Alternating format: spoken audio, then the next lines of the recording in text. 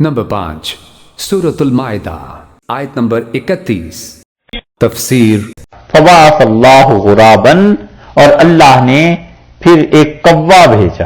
یہ کوے کا لفظ جو لائے ہیں اس لیے کہ یہودی کہتے ہیں کہ جنگلی فاختہ ایک آئی اسے نظر، اور اس فاختہ نے اسے سکھایا۔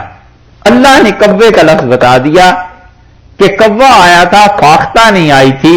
یہودیوں کی جو لٹریچر، جو روایات ہیں وہ محفوظ نہیں، قرآن نے اصلاح کر دی۔ قرآن نے بتایا کوا آیا تھا، یبحثو، اور وہ کیا کرتا تھا کوا؟ وہ کریدتا تھا فی الارض، زمین کو۔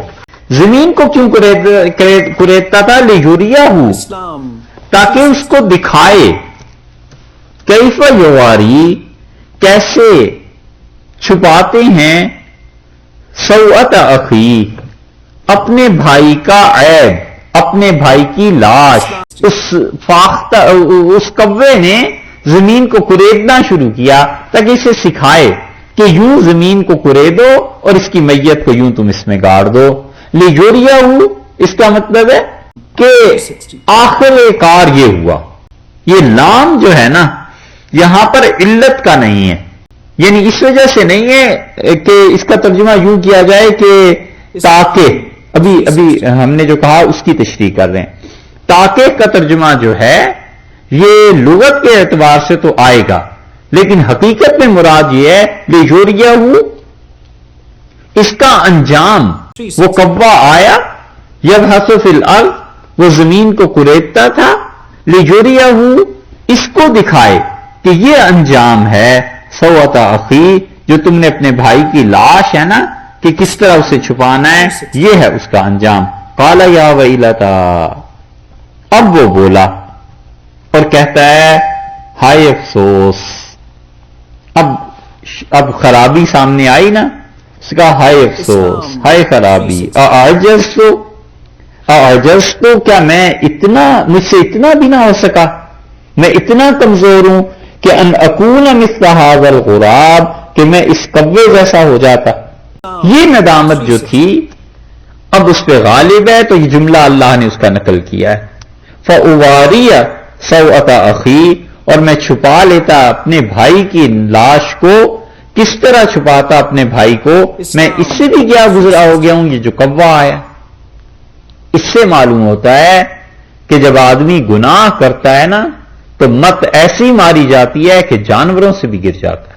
جب خدا کی نافرمانی کرتا ہے تو کبھی کبھی جانوروں سے نیچے گر جاتا ہے، آدمی ایسا خراب ہو جاتا ہے۔ اور یہ جو ندامت تھی قتل پہ نہیں تھی، قتل پہ اگر ندامت ہوتی تو پھر تو توبہ ہی ہو گئی، پھر تو معافی ہو گئی۔ یہ ندامت اس بات پر ہے جو اب پریشانیاں پیش آ رہی ہیں کہ ان کا کیا حل کروں، لاش ہے اٹھائے پھر رہا ہوں، اس کا کیا کروں، اس پہ پریشان ہو رہا ہے، اس پہ نہیں کہ میں نے قتل کیوں کر دیا۔ تو ندامت جو تھی وہ طبعی ہوئی، تو جب طبعی چیز ہوئی، پریشان ہوا کہ لاش کا کیا کروں، تو توبہ تو تھی نہیں کہ قبول ہوتا، تو پریشان ہوا۔ اگر پریشان ہونے کے بجائے پشیمان ہو جاتا تو توبہ قبول ہو جاتی۔ فَأَصْبَحَ مِنَ النَّادِمِينَ، سو کیا ہوا؟ وہ ہوا اس سے شرمندہ۔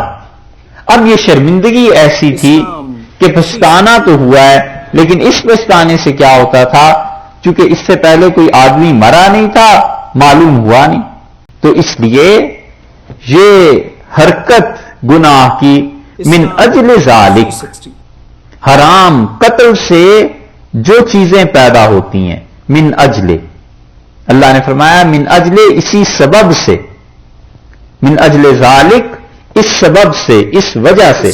کس وجہ سے؟ قتل نہیں بلکہ حرام خون سے، قتل کرنے سے جو برائیاں، جو مصیبتیں جنم لیتی ہیں نا، اس وجہ سے کتبنا، ہم نے بنی اسرائیل علی بنی اسرائیل، بنی اسرائیل کے ذمے یہ لکھ دیا تھا، ضروری قرار دے دیا تھا۔ یہاں پر کتبنا اور علی کے درمیان ایک بات مفسرین نے کیا ہے کہ کتبنا القصاص، ہم نے قصاص کو لکھ دیا تھا علی بنی اسرائیل، بنی اسرائیل کے ذمے یہ لگا دیا تھا کہ وہ قصاص کا نظام جاری رکھیں، قصاص لیا کریں۔ یہ ہے من اجل ذالک سے قتل مراد نہیں صرف، مطلب قتل کی وجہ سے، حرام خون کی وجہ سے دنیا میں جو تباہیاں پیدا ہوتی ہیں، کتبنا علی بنی اسرائیل، ہم نے بنی اسرائیل کے ذمے یہ لگا دیا تھا کہ قصاص لیا کریں، جو قتل ہے اس کے عوض میں قتل کریں. انہو، یہ بات تھی کہ من قتل نفسا، جس نے قتل کیا کسی جان کو، بغیر نفس، بغیر کسی جان کے، او فساد فی الارض، یا زمین میں فساد مچانے کے علاوہ قتل کیا، فکأنما، تو گویا کہ اس نے قتل الناس جمیعا، ساری انسانوں کو قتل کر دیا.